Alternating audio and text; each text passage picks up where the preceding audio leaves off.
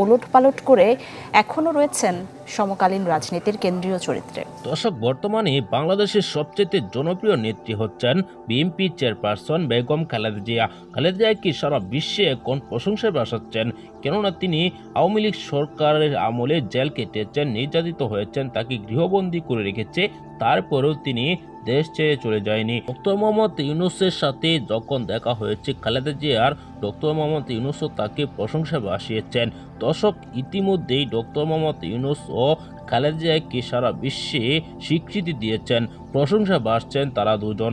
দর্শক, এবার কঠিন বিপদে পড়তে যাচ্ছেন শেখ হাসিনা। খালেদা জিয়া ও ডক্টর ইউনূসকে নিয়ে কি বলছেন আন্তর্জাতিক মহলে ভিডিওতে রয়েছে, না টেনে একদম শেষ পর্যন্ত দেখা হয়েছে।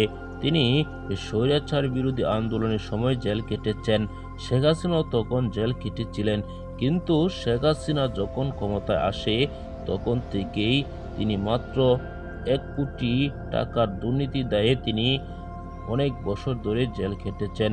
যেহেতু তিনি দুর্নীতি করেননি, তারপরেও তাকে মিথ্যা মামলায় জেল কাটানো হয়েছে।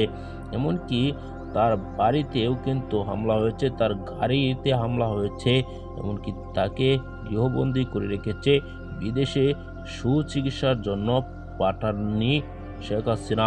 এখন সেই বিএনপি চেয়ারপারসন বেগম খালেদা জিয়া বাংলাদেশের সর্বোচ্চ ব্যক্তি, তিনি হচ্ছেন বাংলাদেশের একজন জনপ্রিয় নেত্রী।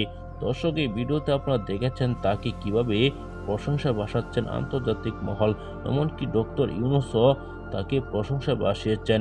খালেদা জিয়া যখন বিরোধী দলের নেত্রী ছিলেন, তখন শেখ হাসিনা যখন ডক্টর ইউনূসের গ্রামীণ ব্যাংক ভেঙে দিতে চেয়েছিলেন, তখন ও পাশে দাঁড়িয়েছিলেন খালেদা জিয়া, ডক্টর ইউনূসের পাশে, সে কথা স্মরণ করেছেন তিনি।